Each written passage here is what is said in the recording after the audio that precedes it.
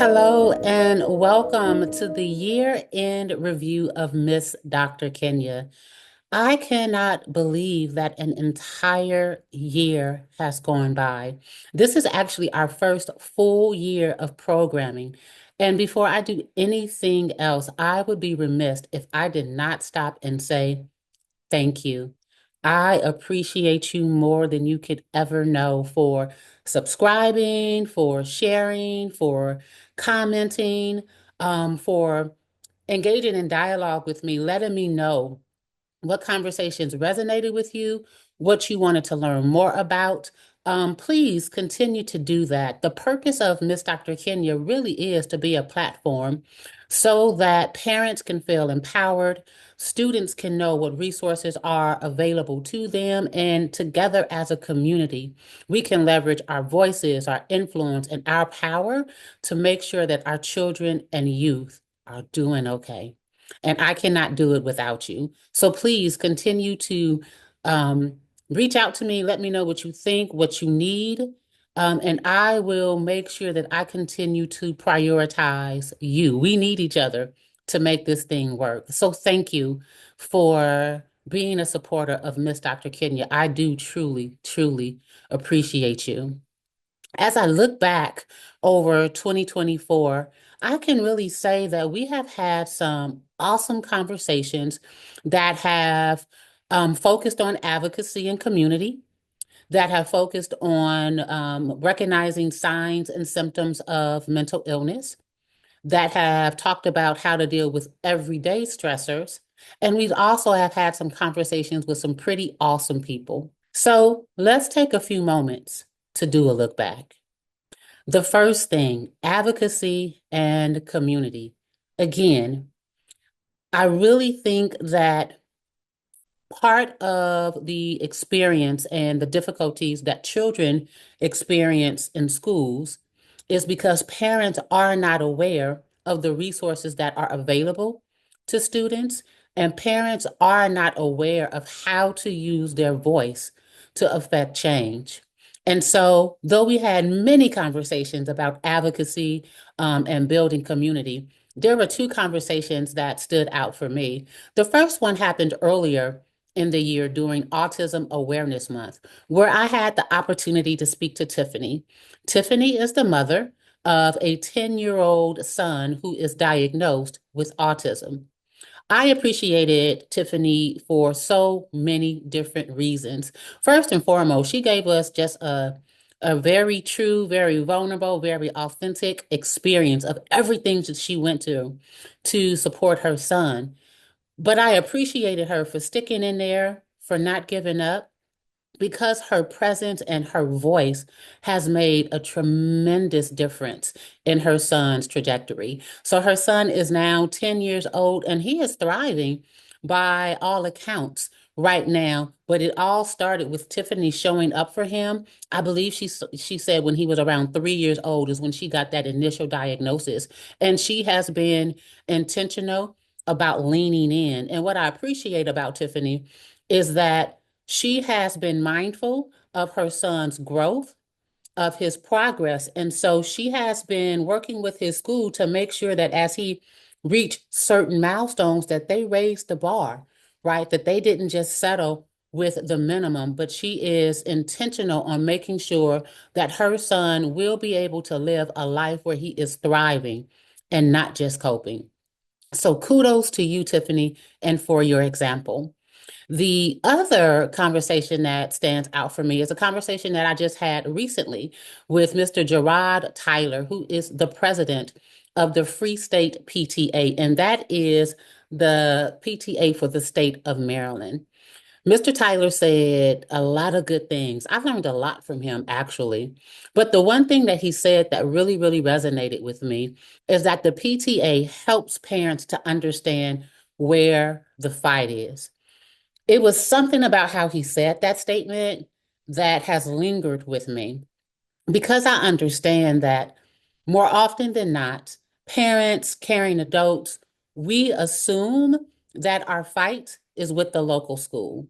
We assume that our fight is with the principal. And the truth is, y'all, it's layers to this thing. So yes, your principal is the administrator of the school building, but your principal is not within his self, herself, their self responsible for your child's day-to-day experiences in schools. Not only do you have your administrator, you have central office, which is the overseeing body for that particular school district.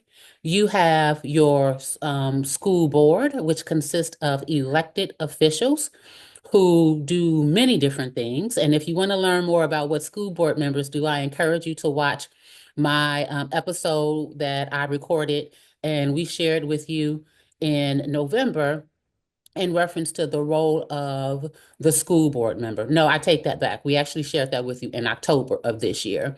I interviewed Dr. Sapora Miller, and she takes a deep dive into the role of the school board. But not only do you have the school board, you then have your state board, right? So here in Maryland is the Maryland State Education Department. And then you have what's happening at the federal level with the Department of Education. So when we are talking about our children's day-to-day experience in the school building, please understand that 9 times out of 10, your principal is carrying out orders. Please understand that your principal, more likely than not, has very little autonomy as it relates to what they can and cannot change, right? So when Mr. Tyler says that the PTA helps you to understand where the fight is, what he's saying is as you bring your complaints to them, they let you know, well, no, this isn't something that your principal can affect change on their own. You have to also involve the school board. Go to your local school board meetings. Make sure that you are voting for school board members who have the same convictions that you do as it relates to education. No, you might need to reach out to the at the state level, right? And write a letter of complaint.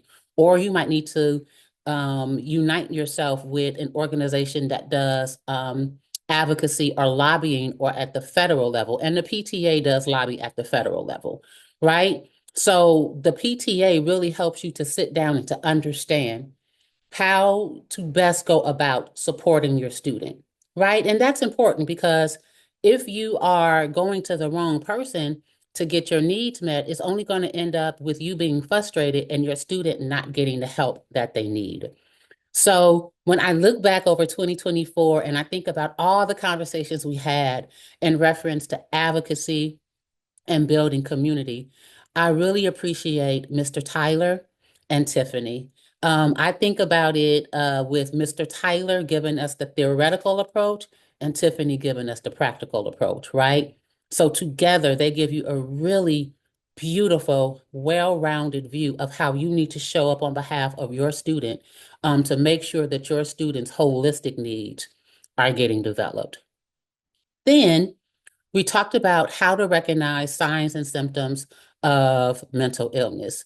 Some of you know, some of you may not know, right? Hopefully, this particular recording is reaching new audiences. So, I am both a doctor of clinical psychology and a licensed independent clinical social worker. And I have spent my entire work career working with children in schools. I have been a school-based social worker, a central office, related service provider, a program manager, and ultimately I became the senior director of school mental health. So school-based mental health support is what I do and what I will continue to do.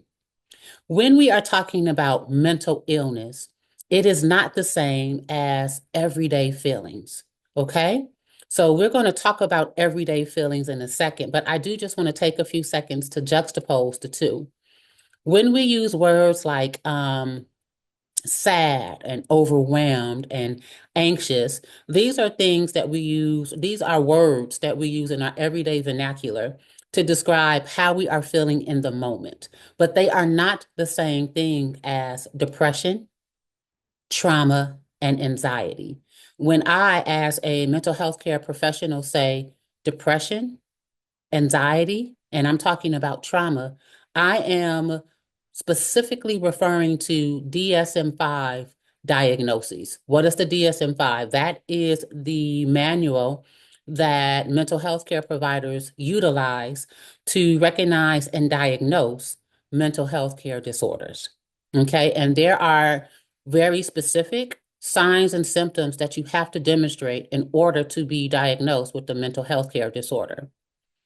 So, while you may feel sad in response to some devastating news, right? It is not the same as having major depressive disorder. Major depressive disorder does not come and go based upon events, right? It is something that is kind of fixed and stable as defined by the DSM-5 criteria.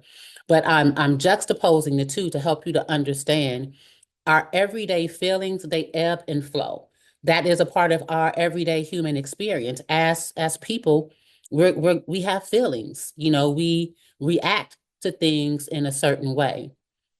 It becomes a mental illness when you find yourself having more off days, bad days, irritated days, angry days, um, than not, right? It becomes a something that you need to pay attention to when you find yourself on the side of the spectrum where you're not functioning as you normally would, right? It is at that point that you need to have a conversation with a mental health care professional.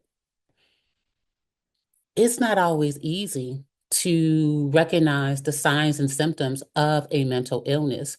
When you think back to other high profile people who have died this year due to suicide, some of them are really shocking. The one that I can think of is Twitch from the Ellen Show. Every time we saw him, he had a smile on his face. He was engaging, yet and still he was having a deeply personal experience that ultimately led him to believe that he would be better if he died by suicide. So, when we're talking about recognizing the signs and symptoms of a mental illness, I don't want you to think that you can just assume, you can look at a person and assume what they're going through. You're going to have to ask the tough questions. Now, there are some things that you can pay attention to, but ultimately, I recommend that you don't assume, that you lean in and ask the tough questions. If you yourself aren't sure, if you're sad or if you're depressed, I highly recommend that you download the Kscope, Kscope, Kscope Wellness and Education app. In that app, which is free, both on the App Store and on Google Play, when you download that app, it tells you what mental health is and what it is not. It gives you some of the top 10 um, disorders that young people are dealing with. It offers strategies and skills that young people can utilize at home, school, and in the community. It allows them to take screeners if they aren't sure, right? Am I dealing with suicidal ideation? Do I have signs and symptoms of anxiety? There are screeners in there that will answer that question for you. And if and when you want to meet with a mental health therapist, you can also schedule an appointment with the licensed mental health therapist. So the Kscope Wellness and Education app is a one-stop shop for all questions that you may have related to mental illness. Okay, so that's mental illness. Remember, mental illness is different from everyday feelings. Now, as people do in life, we're going to feel some type of way, right? Like there are things that aren't going to go our way. We're going to be disappointed. We're going to have some amazing days when we just wake up and we like ourselves, right? And then we're going to have all sorts of days in between. That's a part of the human experience. Okay? You're going to ebb and flow. You're going to be up sometimes, down sometimes, but that's okay. You um it's okay for as long as you have the strategies and the skills to manage it. So how do you manage it? For me, that comes with intentional self-care. So I am very much so intentional about rooting and grounding my day. And let me tell you what I mean. When I wake up in the morning, every morning, I take time to pray, to meditate, to read scripture, to spend time with God. I say thank you. I call out what I'm grateful for. I share my intention for the day, and then surrender it back to God, right? Like this is what I have planned, but I don't want to be so fixed and rigid that I can't pivot, that I cannot go with the flow. Um, 9 times out of 10, after I finish my morning devotion, I then go and work out. But Sunday is my off day. And at the end of the day, I try to bring myself back together after dealing with the day-to-day stressors, right? And the overwhelm and the pressures and all the things, right? When life gets to lifing, I try to bring myself back to center by grounding my day once again in thankfulness and gratitude. Now, that is my practice. That does not have to be your practice. There are other things that you can do. In fact, going back to the conversations that I was telling you about in February and March, in March, we met with Ayema. He was part two to Miss Dr. Kenya Has a Conversation with Black Men. Ayema is a very brilliant, very bright young man. He was a senior in high school at the time of the recording. He's now a whole adult out here, adulting and working and going to school. But Ayema wrote a book of poems during during the pandemic, talking about his experience. And he talked about how he is a generally social person. And so being isolated during COVID was really overwhelming to him. It was very isolating for him, up to and including the point that he considered suicide. And he talks about how he worked himself through that. One of the things that he did was he journaled.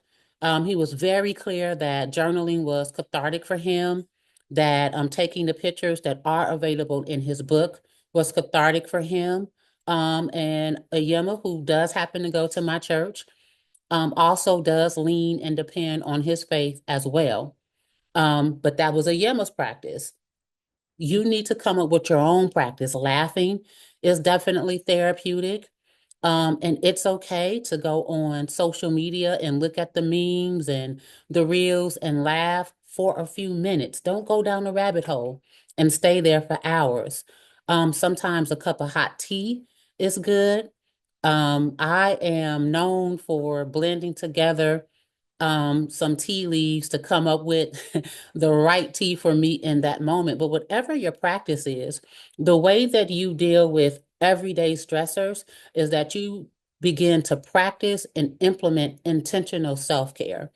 And that's important because oftentimes we can feel that when we take the time to pause and allow ourselves to breathe and to gather ourselves, that somehow we're being lazy, that, somehow um we make ourselves feel guilty for rest, and I'm not exactly sure why. um in one of my conversations, this conversation was with the conversation that I had with Lawana Wilson in reference to our young people transitioning from high school to college. One of the things that I mentioned in that particular recording, and that I think is worth mentioning here as it relates to this particular dynamic, is we have always been taught since we were children that our value is wrapped up in our ability to produce. When we start to ask children, what do you want to do when you grow up? We are implying that, excuse me, what do you want to be when you grow up? We are implying that who they are is not enough, that they have to be doing something in order for them to have value, right? And that's absolutely not true. So instead of asking our children, um, what do they want to do when they grow up, we really need to ask them, how do they want to earn a living when they grow up, right? Because who they are right now and how they're showing up in the world right now is good enough. It has nothing to do with their ability to earn a living. We really need to start to separate the two. And I think if we start to separate the two, then we will come to understand in those moments when we just need to slow down, when we just need to take a breath, that we will allow ourselves those moments without judging ourselves. Okay. So if you are feeling overwhelmed by day-to-day stressors, I highly recommend that you take some time, especially as we begin to go into this new year, right? 2025 is right around the corner. Look at your schedule and think about some moments where you can be intentional about just pausing in your day, catching your breath, and moving forward. It's imperative, it's helpful, it's life-changing, and it helps you to bring balance and perspective to your day. Now, I've told you about some of the things that we really leaned into this year, right? Advocacy, community, recognizing signs and symptoms of mental illness, how to deal with everyday stressors. And we also had some really, really great conversations with great people. I've already told you about some of them. I talked to you about Oyema. I told you about Charles Elliott and his son now. I told you about the conversation with Kenneth Brown and Gerard Tyler and Lawana Wilson and Tiffany. All great conversations. But they weren't the only great conversations.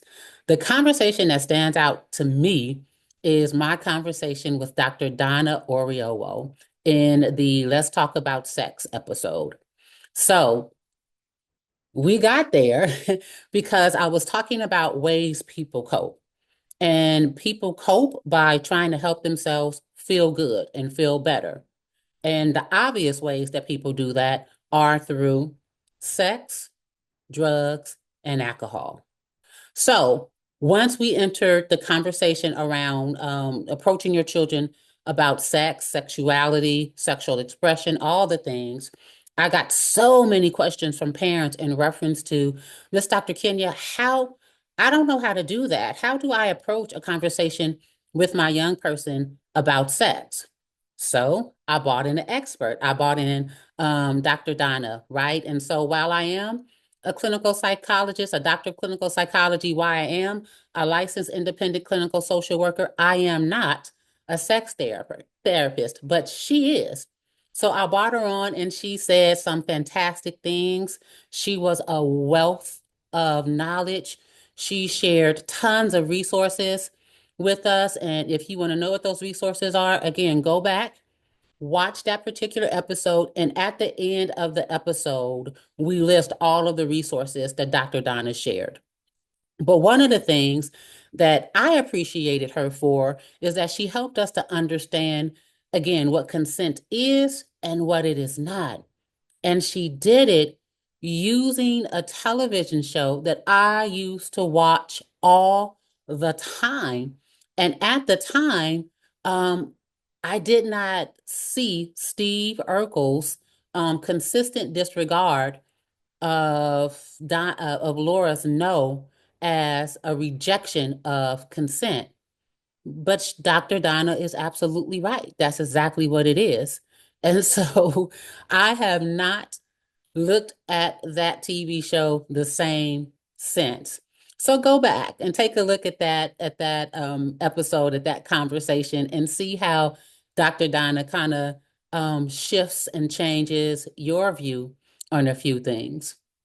So with that being said, I am looking ahead to 2025, looking at the successes of 2024, wanting to carry that into the new year. Again, I cannot do it without you. So please like, subscribe, share, comment so that I will know what it is that you need, what it is that you're curious about, what you want to lean into more. All things related to school mental health and making sure that our children are thriving and making sure that parents feel empowered. All the things. Let me know. In my mind, what I am focused on, and you can let me know if this is something that you want to talk about. I want to start off January talking about our Empowered Parent Academy. I believe it's going to be really, really important that parents understand the laws at the state level, right? So going back to what I was talking about earlier within the conversation with Mr. Tyler, you heard me say, yes, the principal is the administrator at the school or within the school building. There's also central office, there's also the school board, there's also the state um, Board of Education, and then there is the feds, right? The Department of Education at the federal level. I think it's going to be really, really important for parents to understand the landscape of education at the state level because we don't know what's going to happen at the federal level. And so we're going to lean into that a little bit in January and talk about our Empowered Parent Academy, what it is and how it can be of service to you. In February, I want to spend some time talking to our college age students. So here lately, I have had lots of college age students reach out to me in reference to some of the struggles that they are having, managing the academic pressures for those who are in college, managing, the demands of work life, all while trying to transition into this whole adult role, right? Many of them, practically all of them, have let me know, Miss Dr. Kenya, adulting is raggedy. We do not recommend it. 0 out of 4 stars, okay? And I understand being an adult is hard. Even those of us who have been an adult for a long time, we still don't have it all figured. So I know that our children at 18, 20, 21 certainly don't have it figured. So I really want to spend some time sitting with them, hearing their heart and what it is what they need, and seeing how we can show up and support them.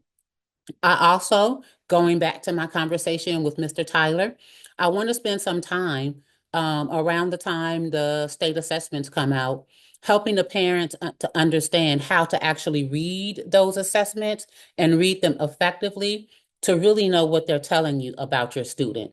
I don't want parents to get caught up on a label, proficient, average, above average. No, we really need to look at what is involved, what skills go into each of those categories, and what that proficient really means, what that average really means. And so I look to have an episode on helping parents to really understand the state assessments and what they mean and how to read them. But these are things that I have in my mind. And y'all, I got to be honest, I have one child and she's 28. So that may not be what it is that you want to hear. If not, please let me know so that I can bring it to you. Nevertheless, thank you once again for your partnership throughout the past several months. I especially appreciate you for being with me throughout this entire year, and supporting me and encouraging me, and my business, Kaleidoscope Wellness and Education Group. I am truly honored. We are truly honored to have you in our corner. We are definitely your partners in advocacy. We are your partners in school-based mental health. We are your partners in life, right? We want to make sure that you're winning to the absolute best of your ability. And even when life is lifing, that you have the strategies and the skills to make it through on the other side. So thank you. We appreciate you, and we will see you in the new year. Bye.